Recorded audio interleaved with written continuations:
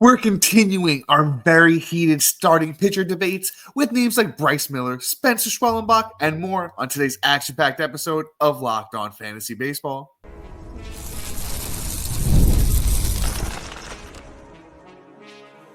You are Locked On Fantasy Baseball, your daily fantasy baseball podcast. Part of the Locked On Podcast Network, your team every day. Hello, fantasy baseball fanatics, and welcome to the Locked On Fantasy Baseball podcast, brought to you by the Locked On Podcast Network, your team every day. As always, we're your number one source of fantasy baseball knowledge, and thank you for making us your first listen each and every day. I'm your host, Dominic Martino. You can find me on Twitter at DomMartinoFB. Here, as always, with my brother, my co-host, my partner in crime, Matthew Ane, and you can find him on Twitter at Matthew_Ane. If you're watching on YouTube and you haven't already, hit that little bell below. It will subscribe you to the channel and give you a notification every time we drop a new episode. And also, if you're listening on a platform like Apple or Spotify that allows 5-star ratings and reviews, we would truly appreciate it if you could do that for us. And lastly, you should give us a chance on the Subtext platform. Through Subtext, it's an in-depth personalized experience, offering so much more than we can in this 30-minute episode, including our 2025 rankings, sleepers, breakout, bust, and so much more. And guys, today's episode is brought to you by FanDuel. You can start this season big with a big return on FanDuel. New customers can place a $5 bet, and you'll get started with $150 in bonus bets if you win your first $5 bet. Visit FanDuel.com to get started today. And Matt, this has been so much fun. I've been loving it. I think the people have been really enjoying these episodes. It's sparked some really fun debates, some rankings movements, and you know what? I think today we'll literally continue that same pace and just help us get ready for the starting pitcher position, which is a very interesting one for this upcoming 2025 fantasy baseball season. And Matt, who are we talking about first today, my brother? So I think we're going to start off with Bryce Miller. You have him ranked significantly lower than I do. I'm low. I got him at 38 right now. Let's see if he could talk me up on him. Yeah, I got him up at 29. So he's like an SP, like a low end SP3, and I think that's a fair price. He had a really good season this year. I don't believe it's repeatable, don't get me wrong, but I do think that some of it is. He finished with sub 3. That's the part I don't. He had a 2.94 ERA, pitched 180 innings, had 171 strikeouts, and a whip of 0.976. Like, solid numbers. Honestly, way better season than I thought he was going to be. But, obviously we'd like to see the strikeout numbers come up to a K per 9. We'd like to, and we all know the ERA isn't sticking around. And then you look at the underlying stats and you just say, okay, I could see your frustration and why he's not up there where I have him, right? Fastball velocity was pretty nice at 95 an hour, but giving up a lot of hard contact at 90.3, not really getting guys to chase, not getting guys to whiff, but does get a decent amount of strikeouts in terms of percentage wise and doesn't walk guys, but allowing barreling, hard contact, ground ball, etc. I still think that he's got another level to his talent. That's really just where I'm at. You don't just stumble into this kind of season with Bryce with anything like this. Yeah, the underlying stats aren't fully supporting what he did last year, but it still takes a somewhat of skill. It's not like it's a huge ballpark. It's not like it's a phenomenal defense behind him. Even the FIP itself, which is fielding independent pitching, was a 3.58, which if he finished with a 3.58 ERA, this still would have been a great season. I think I'd still have him in the same area that I have him right now, maybe 2 positions lower. And you look at it, and I think it's very repeatable if he finished with a 3.58. And, the team, I think the next year, this coming year, the leap forward, I think is going to be even better. He has a great arsenal as well. He has 1, 2, 3, 4, 5, 6, 7 pitches in his arsenal. And he spreads the wealth pretty decently amongst 3 pitches, right? Loves his 4-seam fastball, sinker, split finger. Those are his 3 main pitches, but then can, slide in the DMs with the sweeper, slider, knuckle curve, and cutter. All different things he can put away guys with, but he's really putting guys away with that sinker. It's absolutely bananas. It has a batting average of 248. That fastball has a batting average of 148, and same thing with that split finger. He has a great three pitch mix. I think he'll be adding 4. I think he's going to get even more deceptive as his career goes on. And if I'm not mistaken, he's a pretty young dude too. He is literally 25 years old, going into his age 26 season. This is where we really see a trend of guys really breaking out. He's also in a room with George Kirby, Logan Luis Gilbert and Castillo. Castillo, where there's guys molding him to be better. I think that it's just inevitable for him to take a step forward this year and truly break out even more. So Bryce Miller is actually one of my favorite players to target wholeheartedly going into 2025. So Matt, you know what's I think is super interesting. You said you had my 29, right? Mm-hmm. I have my 38, and you know where early ADP has Bryce Miller coming off the board at starting pitcher 19. So there is like you broke him down very well. There is a lot to like when I look at him. I kind of want to talk about a little bit more about what you were talking about. His secondary offerings. I love his first three pitches that he throws at least 17% of the time.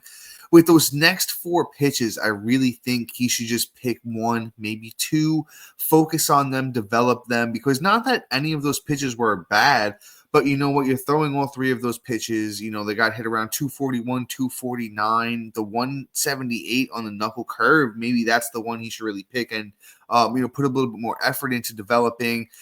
He's going to be great. And once again, he is kind of almost in the same breath of, we talked about Imanaga yesterday. It's not that I don't like Bryce Miller. I literally have one spot behind Imanaga. And I just think that they're both great pitchers that have a little bit of, question marks. Bryce Miller specifically is just it's the strikeouts. I think the control is great. The ERA, I think, is going to take a step, maybe a little bit back, maybe more of a mid threes type of ERA, mid to high threes ERA. So if he winds up being like a 3.6, 3.670, 3.6, like a 3.6 or 3.7 ERA guy under a K per nine with a solid whip, that's really going to be in that SP3, low end SP3 range, high end SP4 range, where I would love to get him, but that's not where he's going, and I don't foresee that happening. So Bryce Miller is just going to probably be another guy that I am out on for this upcoming season. But let's move on to somebody that I'm super excited about that I'm definitely not out on for this year. It's the old Bach, Mr. Spencer Schwellenbach of those Atlanta Braves. Had a breakout season this past year. I have Spencer Schwellenbach as my number 29 starting pitcher. Early ADP has him at 32. Matt, I think you're actually a lot closer to ADP than to where I have him. If I remember correctly, you can correct me if I'm wrong. Mm-hmm. I'm at 32. Okay, yeah. So you're actually like spot on. 29. It's not that I'm far off either. I'm at 29. I don't think anyone's going to argue us over three spots here. But I really think with Schwellenbach, taking him as a high end SP3, low end SP2, you can really make some money. He started 21 games last year, had 123 innings pitched. He had a 3.35 ERA, a 1.04 whip.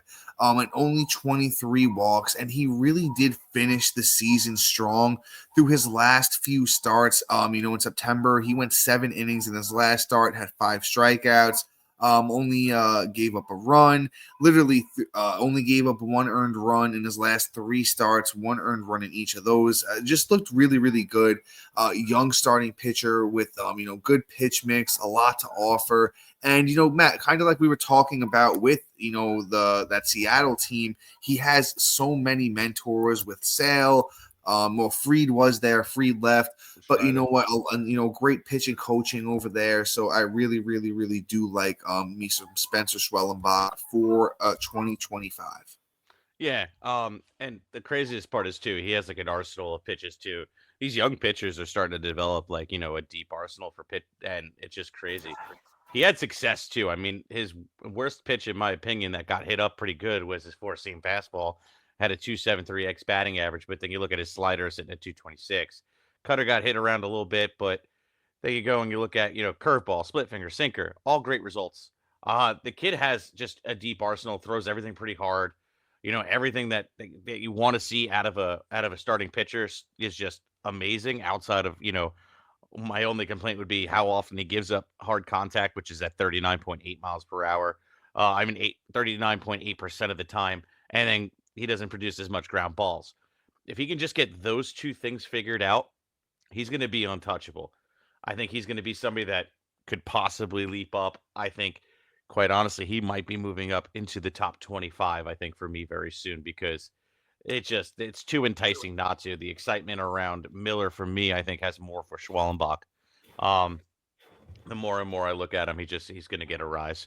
But coming up next, we're going to cover some guys. We're going to bounce around. This is more of like, hey, where do you have him? How do you feel? Kind of show, and kind of wrap up our like rankings review. So stick around. That's all coming up next. Okay. Get ready to tackle the NFL action with FanDuel, America's #1 sportsbook, because right now new customers can bet $5 and get $150 in bonus bets if you win. The FanDuel Sportsbook app gives you everything you need to place a live bet, all in the same place as your as where you get all your live play-by-plays and so much more, all on the same page. So when you get a hunch in the middle of a game, don't miss out. You'll just have to visit FanDuel.com and join today. You'll get started with $150 of bonus bets if your first $5 bet wins. That's FanDuel.com. Never waste a hunch and make every moment more with FanDuel, official sportsbook partner of the NFL. And guys, might as well keep doing it. We keep going back to the well. Just keep betting against them Giants. Keep betting against them Jets. It's just going to get uglier and uglier. But it is what it is. And now, other teams are coming to fruition that are just as bad. With the turmoil going on in the running back room for Carolina, Chuba Hubbard might be going. Start betting the under on his rushing yards. We'll see what happens. That's another little quick tip for you. But guys, FanDuel, America's #1 sportsbook. Okay, and introducing the Locked On Fantasy Baseball Podcast Diamond Club on Subtext, your ultimate fantasy baseball companion. This offseason, get our redraft rankings, dynasty rankings, prospect rankings, sleepers, breakout busts, values, bounce backs, all these wonderful lists that Dom and I only get to share about a little bit of what we do and what we got in the background. And even those sleeper breakout bust episodes, they're either consensus or, again, it's only about 5 names. Whereas, we go about like 15 to 20 names deep. You don't want to miss out. So just click the link in the description below. Those lists are going to be coming out real soon. I'm dropping our first ranking drop on Friday. So don't miss out. Links in the description below. But all right. We need to get back in this.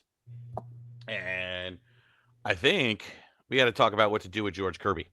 Right now, George Kirby is an interesting person to rank. I have him ranked pitcher 12. I think it is a little high, don't get me wrong, especially after the year that he had, and the disappointment of him not really truly living up to, the price that we paid. He didn't take that full step forward, but I don't think it's, anything different than what we had the year before. Maybe a little bit worse ERA. He finished with a 3.53 ERA versus a 3.35 ERA. Through 2 more games, he pitched the same amount of innings, 191 to 190. And finished with 7 more strikeouts. I mean, there's improvements. He had a good year. It's not like he was absolutely devastating. He didn't destroy a team. He's somebody that's just consistent.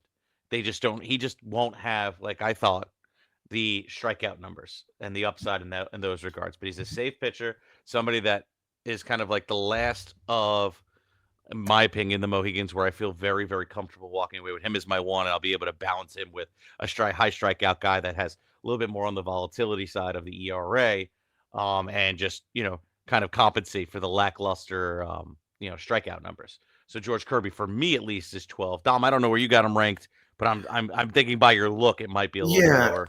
No, I have him I have George Kirby at 20. It's been a slow move up with Kirby. I'll tell you this, I kept him in the dynasty league I was in last year and just was kind of like, man, I wasn't disappointed. Well, I was disappointed, but I wasn't like mad that I had him on my team at any point in the season, honestly. We just thought there was more strikeout upside. The whip took a step back, the ERA took a step back. Strikeouts, like you said, 7 more strikeouts was okay. In 1 extra inning, so actually maybe 6 more strikeout total when you do the differential there. The underlying stuff, just didn't really look great. I could see myself moving Kirby up a little bit. Especially if you took maybe a riskier SP1, you want a safer at high end SP2, you could take Kirby and maybe there is still like around that K per 9, upside, but I don't think Kirby's ever going to be, 20 strikeouts over, like his innings pitched. I don't think he's ever going to be that kind of pitcher. I just don't really see it anymore, especially when you look at the underlying stuff. He's going to be 27 this year. There's still room for it. I'm just not banking it in to where I'm drafting him. And Matt, you know what the craziest thing is? If you look at early ADP, you know where Kirby's coming off the board? SP9. I just think it's so hard to take a guy like this as your SP1 and profit. I mean, the ERA would have to jump down to under 2. The Ks per 9 would have to be around a K per 9, and then the whip has to take a step back in the right direction. And that's just asking 3 big different things from a guy who hasn't done it yet. It almost feels like, and this is such a bad comp for Kirby, but it almost feels like Giolito when he had those 3 really good years in a row with the White Sox. And we were like, oh, he's just bound to take a step forward, and it didn't happen. I know different circumstances, different kinds of pitchers, all that stuff, but the situation just feels kind of like the same, like where why are we still taking his ADP's definitely moved up. I can even look at this real quick, and I'm honestly I'm just getting a little heated about the whole situation right now because it just doesn't make any sense to me. Yeah, last year we were taking George Kirby as the 11th starting pitcher off the board, and now we moved him up 2 spots after he had a worse year. Where is the sense in this? I want somebody to explain it to me because it doesn't make any sense. I honestly, I don't know whether I'm being a hater or not, whatever it is. I have him at 20. Probably not moving him up now. After the more I look at it, I'm okay, Matt. You go ahead. I'm sorry. I'm just getting carried away now. I hear you. I mean, here's the thing, right? I don't like the ranking of 9. Also, too, the guys that he's in front of is just bonkers. Just for a little insight, it doesn't make any sense. We're looking at Fantasy Pros, ADP across like a few different platforms. And this is early, but like he's ahead of like Garrett Cole, Yamamoto for me that sticks out, and Blake Sell. Like those are the 3 guys that really stick out. It's also crazy too to see Dylan Cease up there, but that's a whole nother animal as to why, because here's the thing is I like Cease. I would take Cease over Kirby. Cease has been really good, especially goes to a better team, not a better team than Seattle. Well, I mean, I think the Padres are a little bit better than Seattle, but it's just there's consistency there. We know Cease is going to be a great. Though. I mean, he's been a really good strikeout guy. The ERA is solid. He had a great 22 and then had a really bad 23 and then bounced back in 24. He's not really consistent, and his whole career says high 4 ERA, high 3 ERA. So like that is really where it's like it is inconsistent. It's super risky. Kirby is safe at least. You know exactly what you're going to get. And the thing is, at least this is how my draft method is: be conservative with like wanting to hit on your picks. There's always upside. But when you're doing your one, if you're going to draft, your first hitter and your first pitcher, you want them to be a hit, because if you miss on that and they completely take a dump, like drafting a Dylan Cease, that is where you normally lose your league. You can't win your league at the draft, but you totally can lose it. And if your top end pick takes a dump, there is your problem. Yeah, no, I hear it. I understand where you're coming from, but I think even a guy like Cease, who we've seen, 2 years now where he's Cy Young caliber, and we haven't seen that version of Kirby yet where he's competing for the Cy Young. And I think Cease took an obvious step in the right direction, going to a better team, better pitching coaching, helping him make a couple changes and stuff like that.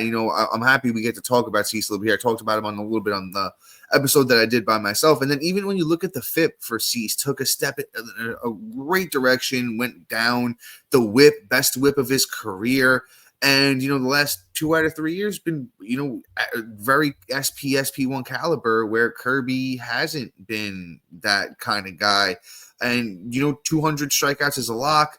I think a mid 3s ERA is a lock, where you're getting the same thing with Kirby. And then the whip, it's, like I said, 2 out of the last 3 years, 110 or lower. So for Cease, their SP1 upside is there 2 out of the last 3. Kirby, it's SP3 at best, I think, the last couple of years with, maybe low end 2. So, I think we can continue to, maybe agree to disagree on those 2 guys a little bit here. But, guys, coming up next, we can do so many of these episodes, honestly. We're probably going to talk about some names. Maybe we'll do Nola, maybe we'll do Senga and Bibee. We'll see how things go. But we have a lot more great starting pitchers for you guys coming up next.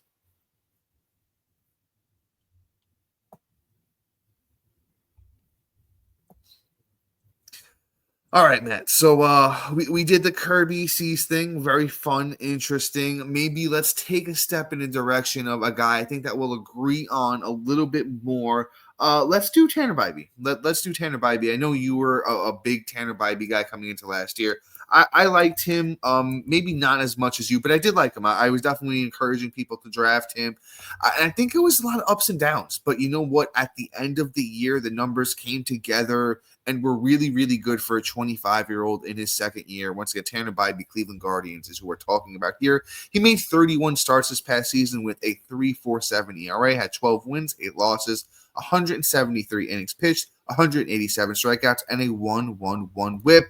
Really, everything you want to see from a year 2 pitcher. I don't see why he, isn't a guy that can't take another step in the right direction. He's got a good pitch mix, throws that four-seam fastball about 95 miles an hour. That's the one pitch where you would like to see him get a little bit better results because that cutter is deadly. It gets hit at a 141 clip. He throws that about 24% of the time. The changeup, another good pitch for him, gets good results on that one too.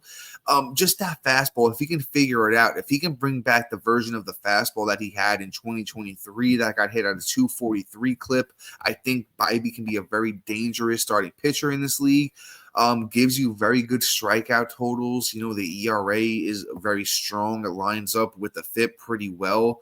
And I have Bibee at 27. Honestly, high-end SP3, low-end SP2. I'm trying to see. ADP has him at 29. So pretty much in sync with where I have him, Matt. Where do you got him, my brother? I actually have him lower than ADP, I believe. I have him sitting at 30.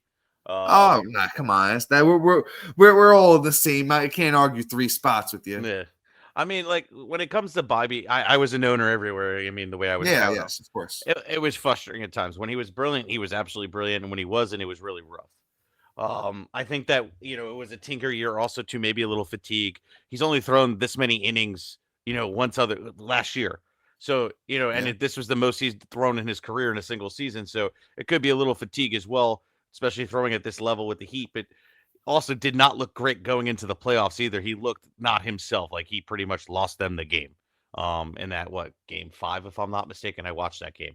Yes, Um, yeah. so like it doesn't look right, but hey, maybe he comes in, he takes a little bit of, a lesson learned and comes in and just a little bit better. I think he's going to be better than his draft price at the end of the day, but I still just don't want to walk away with him as my 2 like I was confident going into last year. He needs to prove it now that we're going into year 3, and did not capitalize on such a strong rookie campaign and I kind of mean, had a sophomore slump. at where ADP has him SP29, high end Not mad SP3. at I that. love it. I love it. I Yeah. honestly.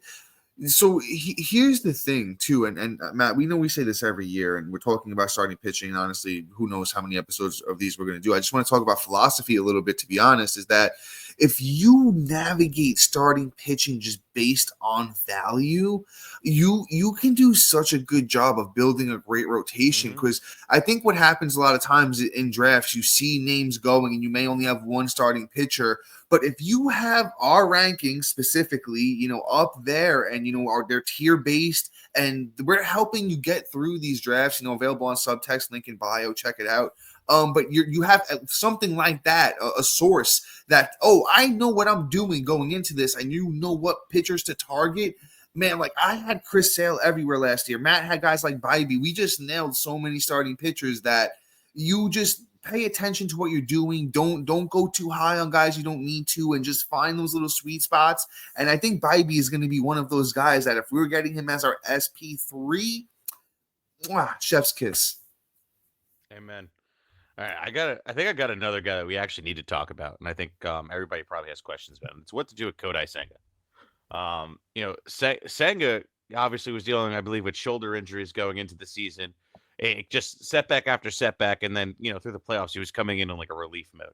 He looked good in those stints, through there, but ultimately, you're a little fearful of the progress, especially being 31 years old now. But I still think he's an elite pitcher. I think he's going to be just fine. His campaign in 2023 was bunkers. And I just think that if he is able to put a full year in, we should be seeing something absolutely brilliant. We've seen guys come in with shoulder injuries the year before and then come back and they're just fine. How I'm going to treat Kodai Senga is I think we're going to get him on a discount at least this year. I have him ranked at 22. ADP has him at, let me see, 42. 40, which I don't think is going to stick around. I think guys are just forgetting about him. So, if he's going at 42, he's like your pitcher, like 4 or 5. If I'm walking away with Kodai Senga as my pitcher 5, I got a Woody, and I have the best. Yeah, that's I got the crazy. best. I got the best rotation in my league by far. That price will come up. I have a feeling he'll end up probably right around where I have him ranked, or maybe a high end 3. People are forgetting, but once they see him out on that mound in spring training, it's going to go off. He's going to be just fine. Yeah, Matt, I'm with you on that, and we just need to see that he's healthy. I think that's all it is with Senga. I have Senga at 30 right now, and he's somebody that could rise. And Matt, I think we've said this. I think me specifically, I think after my top 12, it just gets real shaky. You go from, honestly, I want to say like 13 to like about 38, 39, even like 40. And a guy, who I think is, probably underrated at this point, Logan Webb, I have it like 41. Even looking at a name like that, and I'm just like, you could, depending on how you're building your staff and the way you look at these names, there's so much talent there, and you just need to know how to navigate it. Senga is a guy you look back at the 2023 he had with the Mets, 29 starts, 2.98 ERA, 166 innings, 202 strikeouts with a 1.22 WHIP. Was really on his way to becoming one of the best pitchers in the game. Dealt with the shoulder and calf issues this past season. And I think he's a safe SP. Well, no, not a safe, a risky SP3 with very high upside. So I do like him. We'll probably have a couple of shares. I don't think he's going to be one of my most highly drafted guys, just because I want to see where the injury's at. If he looks good in spring training, probably will have a couple more shares. Just want to know where he's at. With that being said, I think we got time for about one more guy here. Matt, let's do the Tyler Glasnow thing. He's somebody I think that we differ on. He's somebody we've been avoiding, honestly, for a few episodes here. I have Tyler Glasnow all the way up at 9. Early So do ADP. Oh wow, actually we're in sync on him then. See, Matt, look at us, just being perfectly in sync there. Early ADP has Glasnow actually probably lower than we have him, because I'm losing my mind here, not being able to even find him here. Matt, oh yeah, at 34? No, that's not right. Yeah, I don't know what's going on with that. I don't know if that's a typo, or there might be an injury we don't know about, Matt. I don't know, but just Glasnow had a really, really strong year last year. He didn't pitch, as much as we would have liked him to, but 134 innings, 168 strikeouts, over 22 starts, 3.49 ERA, 9 wins, 6 losses, and he had an 0.94 WHIP. Just everything that you really wanted to see from him. Just you would have loved to see a little bit more, a little bit more innings pitched. I don't really understand the ADP, because when Glasnow's out there, he really is just dominant, and I'm pretty sure he's coming into the year fairly healthy. I think he really just is a straight up SP1. Just not really much to argue with. Even the FIP, you look at the fielding independent pitching, was a 2.90. The last in 2023 was a 2.91. The year before that was a 2.96. The year before that was a 2.77. 3 out of those 4 years was a sub-1 WHIP. I don't really think there's much to argue that. But when Glasnow's healthy, he's just one of the best pitchers in the game. So the thing is, it's because of the elbow injury. I think it's what's scaring everybody away. Okay. It was a sprain, so usually that leads to TJ. But everything I'm seeing, he's fine. He's going to be ready for a start of spring training. It does carry a risk, but he carries a risk even if he doesn't play doesn't throw a ball. Like he could get hurt a month into the season. But the thing is, if he plays a full season, like Dom was saying, he is one of the best pitchers in baseball. So that is why I have him ranked there. I just essentially the injury updates are what's going to determine where he's ranked, essentially, for me. Matt, I did want to throw this out there too, and I totally set my mind until now. With NFBC specifically, the main leagues that are being drafted right now are draft and holds. So those are leagues where you literally draft and then you can't make any trades. You don't have a bench. You don't have anything like that. So in a lot of these drafts, more drafters tend to, stay away from guys that have really bad injury histories because they're not going to be of much use. So when things might even out, and honestly, if we could take Glasnow as an SP2, like you pair him with like a Corbin Burns, there's just so much room to make money on that. But with that being said, guys, I think we are wrapping it here for today. Shout out to our everydayers and new listeners making Locked On Fantasy Baseball your first listen each and every day. And after you make us your first listen, go check out our boy Sully over at Locked On MLB and make him your second listen each and every day. But guys, until next time, so yeah. Peace.